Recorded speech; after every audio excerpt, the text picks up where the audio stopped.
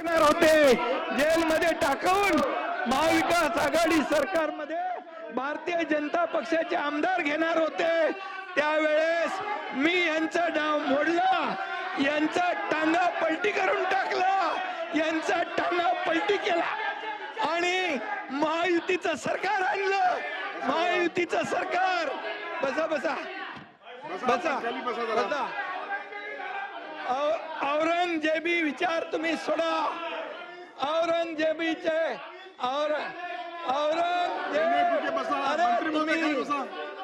अरे तुम्हाला नोटीस आली, तुम्हाला नोटीस आल्यानंतर तुम्ही गेले. हे एक मिनिट तुम्ही बसा खाली. बसा ना जरा. आपण का उभे आहेत? आपण का उभे आहेत? बसा ना जरा. आपण हेमंत पाटील जरा खाली बसा. गिरीश महाजन आपण खाली बसा. खाली बसा. हेमंत पाटील खाली बसा. अरे आपण बसा जरा. सगळे खाली बसला ऐकतात. उपमुख्यमंत्री सरकारची भूमिका 289च्या अनुषंगाने आपल्याला देता आहेत.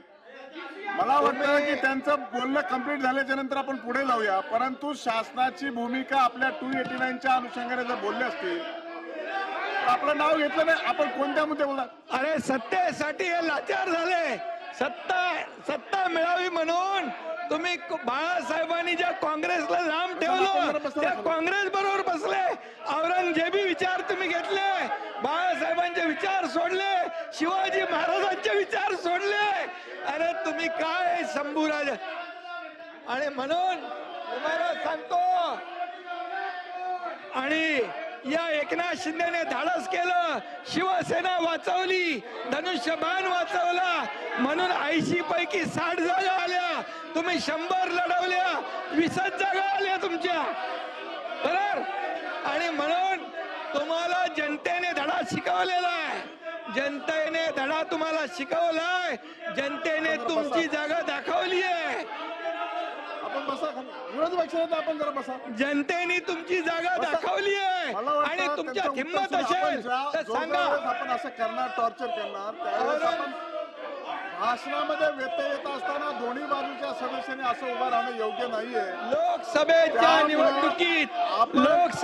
निवडणुकीमध्ये याकूब मेमन याची कबर सजवली तुम्ही. लोकसभेच्या निवडणुकीत पाकिस्तानचे झेंडे नाचवले. तुम्हाला लाज वाटली पाहिजे. अरे हिंदुत्वाचं नाव घ्यायला लाज वाटली पाहिजे. आणि म्हणून या एकनाथ शिंदेने धाडस केलं, हिंदुत्वाचं सरकार आणलं. हिंदुत्वाचं सरकार, बाळासाहेबांच्या विचारांचं सरकार आणलं. 2.5 वर्ष आम्ही महायुतीचा कारभार केला.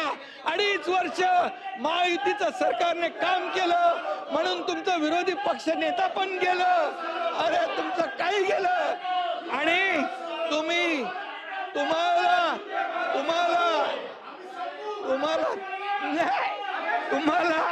तुम्हाला जेव्हा अरे एक अंदर की बात है. सभापती महोदय, मला एक गोष्ट बोलायला सांगा. सभापती महोदय, यांचे प्रमुख पण मोदी साहेबांना जाऊन भेटले. मला माफ करा. मोदी साहेबांना भेटले, मला म्हणाले आम्ही पुन्हा येतो. इकडे येऊन पलटी मारली. तुम्ही पण गेले होते. तुम्हाला जेव्हा नोटीस आली तेव्हा तुम्ही गेले होते आणि तुम्ही म्हणाले मला याच्यातून सोडवा. नंतर सुटल्यावर तुम्ही पलटी मारली. ही मला गोष्ट माहित आहे. आणि म्हणून सांगतो तुम्हाला, आम्ही जे केलं ते खुलेआम केलं. आम्ही लपून छपून गेलो नाही. जे केलं, जेव्हा शिवसेना धोक्यात आली, धनुष्यबाण धोक्यात आला, बाळासाहेबांचे विचार धोक्यात आले, हिंदुत्व धोक्यात आलं, तुम्ही औरंगजेबी विचार स्वीकारले. त्यावेळेस आम्ही सरकार पलटी केलं. तुमचा टांगा पलटी करून टाकला. अरे शेर का. अरे त्याला वाघाचं हे करायला वाघाचं काळीज लागतं. वाघाचं काळीज लागत. अरे लांडगा वाघाचं कांदड पाकून, एक मिनिट, लांडगा वाघाचं कातड पांघरून वाघ होऊ शकत नाही. याला वाघाचं काळीज लागत. शेर का बच्चा है, शेर का बच्चा, खुलेआम किया. हिम्मत है तुम्हारे में. अरे जनता ने तुम्हारे को दिखाई दिया, जनता ने दिखाया, तुम्हारी जगह दिखा दी. तुम्हाला विधानसभेच्या जागा 100 लढवल्या, 20 जिंकल्या. या पठ्ठ्याने 80 लढवल्या, 60 जिंकल्या. अरे तुम्ही काय लढवणार? तुम्हाला भूमिका बदलली. यांनी शिवाजी महाराजांची भूमिका बदलली, बाळासाहेबांची भूमिका बदलली. तुम्ही हिंदुत्वाचे विचार सोडले म्हणून घरकाना घाटका झाले. घरकाना घाटका, इधर कभी नाही उधर कभी नाही. आणि म्हणून परब साहेब, तुमचा इतिहास मला माहित आहे. मला बोलायला लावू नका. मी बोलत नाही. मी कधीही कमरेच्या खाली वार करत नाही. मला सगळं माहित आहे. अंडी पिल्ली सगळी माहित आहे. कोण कुठे गेला, कशाला गेला हेही मला माहित आहे. हा एकनाथ शिंदे ज्यांनी केलं, खुलेआम केलं, खुलेआम. मी तुमच्या पक्षप्रमुखांना सांगितलं होतं, तुम्ही आता शिवसेना आणि भाजप युती करा. मी मुख्यमंत्री होणार होतो. 5 वेळा सांगितलं. का मुख्यमंत्री पदाच्या खुर्चीमध्ये एवढा मोह झाला? का झाला? जे बाळासाहेबांनी सांगितलं होतं करू नका, काँग्रेस बरोबर जाऊ नका, तुम्ही का गेले? मोहापायी, सत्तेसाठी. मग मोह कोणाचा? अरे आम्ही तर सत्तेवर लात मारली. आम्ही तर मंत्रीपद सोडलं 8 लोकांनी.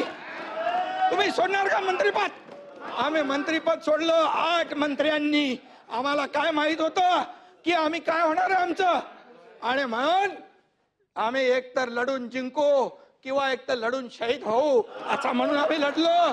तुम्ही आम्हाला काय सांगताय? आणि म्हणून परब साहेब, तुम्हाला तुमचा माझा काय वाद नाहीये, पण तुम्ही एकच आहे, जे बोलाल की तुम्ही नोटीसला जाऊ घाबरून पळाले, हे पळाले, ते पळाले, आतलं मला सगळं माहित आहे. कुणाची नोटीस थांबवायला काय काय केलं सगळं मला माहित आहे. त्याच्यावर तुम्ही जाऊ नका. तुम्ही फक्त बघा, मी तुम्हाला काय म्हणालो नाही, सभागृहामध्ये तुम्ही देखील काहीतरी बोलला होता असं मी बोललो. काय, कशावर? छळ झाला.